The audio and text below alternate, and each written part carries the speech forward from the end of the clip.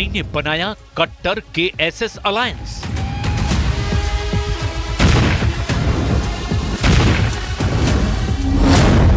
Baghdad के बारूद से जलेगा इजराइल।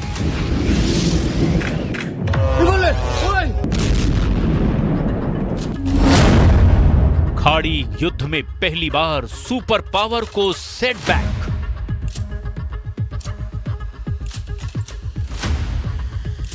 ये युद्ध रिमोट कंट्रोल से चल रहा है। रिमोट अमेरिका के हाथ में है। सुपर पावर जहां तय करता है, बारूद वहीं बरसता है। अमेरिका जिसे टारगेट बनाता है, इजराइल उसे अगले ही एक्शन में मार गिराता है। हमला चाहे तेहरान में हो, लेबनान में हो, गाजा की सुरंग में हो, चाहे वेस्ट बैंक की गलियों में हो, बिना अमेरिका का इशारा या मंजूरी मिले इजराइल कुछ भी नहीं करता। ईरान के सुप्रीम लीडर अली खामनेई ये आरोप हर दिन सरेआम लगाते हैं। खामनेई ये भी बताते हैं कि इजराइल को हराना है तो पहले अमेरिका को झुकाना होगा, जिसका पहला दांव ईरान ने चल दिया है। ईरान ने अमेरिका को बड़ा झटका दिया है।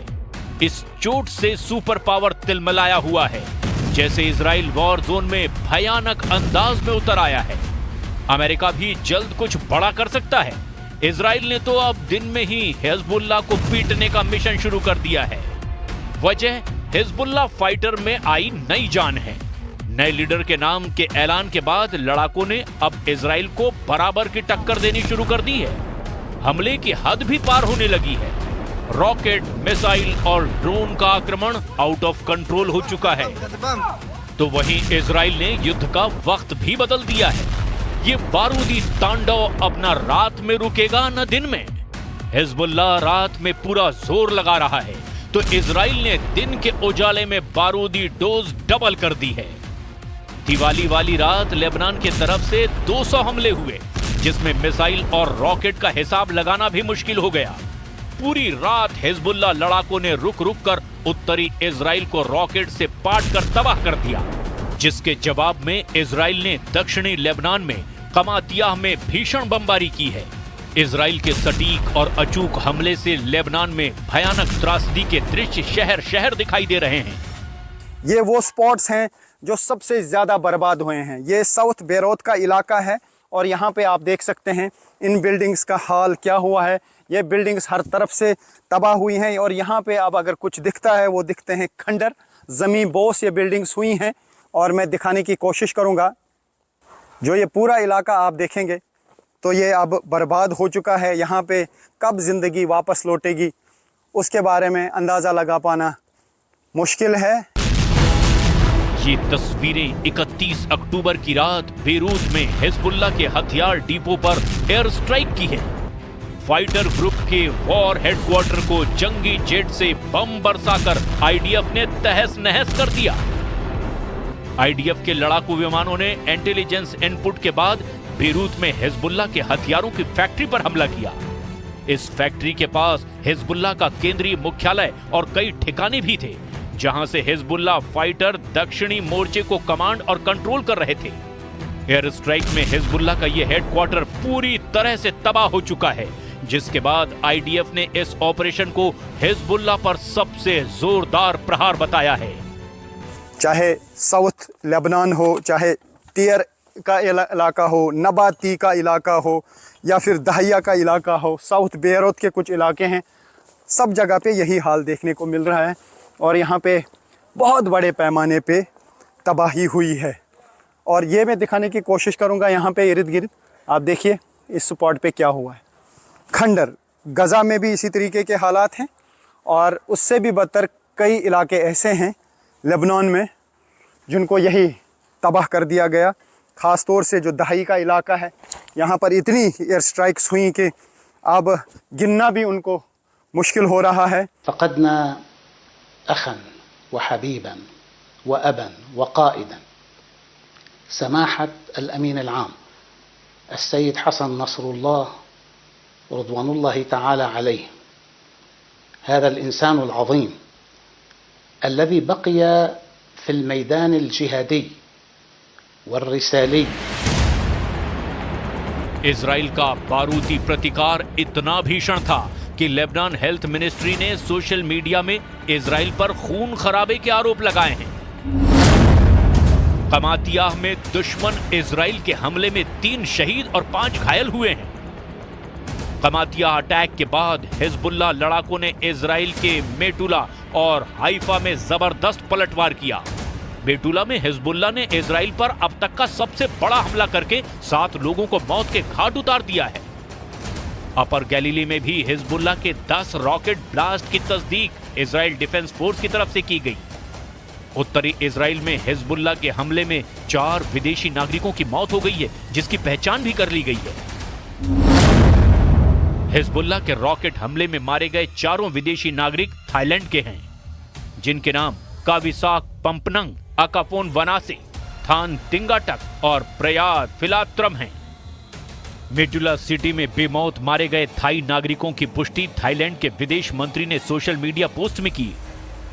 हिजबुल्लाह के अटैक में अचानक आई तेजी और उससे होने वाली तबाही ने नेतन्याहू की टेंशन और बढ़ा दी है, लेकिन ये इजराइल के लिए सिर्फ ट्रेलर भर है।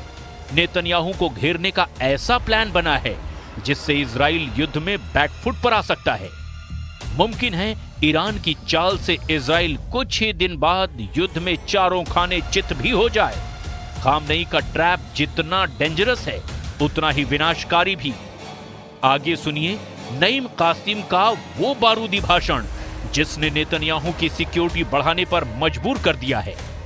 हिजबुल्लाह के नए चीफ ने पीएम नेतन्याहू को क्लियर मैसेज दिया है कि वो ज्यादा दिन तक खैर नहीं मना पाएंगे, क्योंकि अब हिजबुल्लाह की रदवान फोर्स का फर्स्ट टारगेट कोई और नहीं, प्राइम मिनिस्टर नेतन्याहू ही हैं। أقول لكم المقاومة لن تهزم لأنها صاحبة الأرض ولأن مقاوميها استشهاديون لا يقبلون إلا حياة العز. جيشكم الآن مهزوم وسيهزم أكثر إن شاء الله. नईम कासिम की ये धमकी इजराइल हल्के में नहीं ले रहा है। नेतन्याहू की सिक्योरिटी भी पहले से कहीं ज्यादा बढ़ा दी गई है। नेतन्याहू कब, कहां, कौन सी मीटिंग करेंगे, इसको भी ऐन वक्त पर ही अब तय किया जा रहा है। तेल अवीव में हाई अलर्ट है तो तेहरान में खुशियां मनाई जा रही है, और वजह है इराक में खामनेई को मिली बड़ी कामयाबी। इराक में करीब 1 साल से खाली संसद स्पीकर के पद पर महमूद अल मशहदानी की नियुक्ति कर दी गई है। महमूद अल मशहदानी साल 2006 से 2009 तक संसद के स्पीकर के तौर पर काम कर चुके हैं। महमूद अल मशहदानी की छवि ऐसे सुन्नी लीडर की है जो ईरान के बेहद करीब माने जाते हैं। इराक में स्पीकर का पद सुन्नी नेता के लिए, प्रधानमंत्री का पद शिया और राष्ट्रपति का पद कुर्द समुदाय के लिए तय है।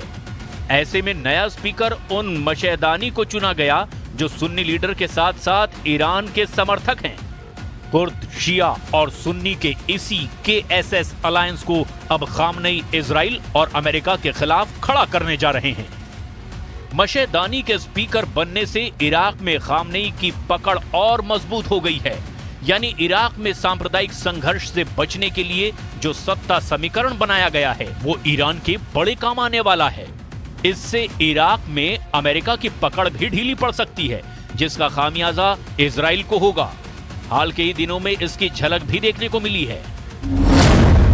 इराक में ईरान से जुड़े मिलिशिया ने अक्टूबर के महीने में इजराइल पर मिसाइलों, ड्रोन और रॉकेट से 40 बड़े हमले किए हैं। अमेरिकी थिंक टैंक वॉशिंगटन इंस्टीट्यूट के आंकड़ों से पता चलता है कि 27 सितंबर को हवाई हमले में नसरल्लाह की मौत के बाद इराक फ्रंट से हमले में तेजी आई। अमेरिकी सेना की गैर मौजूदगी में इराक के सिया मिलिशिया बीते कई सालों में सबसे मजबूत लड़ाका ग्रुप के तौर पर खाड़ी में उभरे हैं। ऐसे में अगर इराक के लड़ाका ग्रुप ने इजराइल पर जॉइंट अटैक करके आर पार का युद्ध शुरू किया तो नेतन्याहू के लिए अकेले इनसे निपटना आसान नहीं होगा, क्योंकि इराक में अमेरिकी सेना की तैनाती सिर्फ नाम भर के लिए है। इराक में अमेरिका के करीब 2500 सैनिकों की तैनाती है। 80 से ज्यादा सदस्यों वाले संगठन सेना को यूएस इराक में लीड करती है। इराक में यूएस आर्मी बगदाद, अनबर, उत्तरी कुर्दिस्तान में भी तैनात है। वहीं इराक के शिया मिलिशिया फाइटर सीरिया तक धाक रखते हैं, जहां से इजराइल को सीधे निशाना बनाना आसान है। इजराइल को डर सता रहा है कि बहुत जल्द ईरान समर्थित सभी फाइटर ग्रुप एकजुट होकर पलटवार कर सकते हैं। जाहिर है ये वॉर प्लान इजराइल की तबाही का सबब बन सकता है और इसीलिए नेतन्याहू अब जल्द से जल्द खामनेई के इस KSS अलायंस की काट तलाशने में जुटे हैं।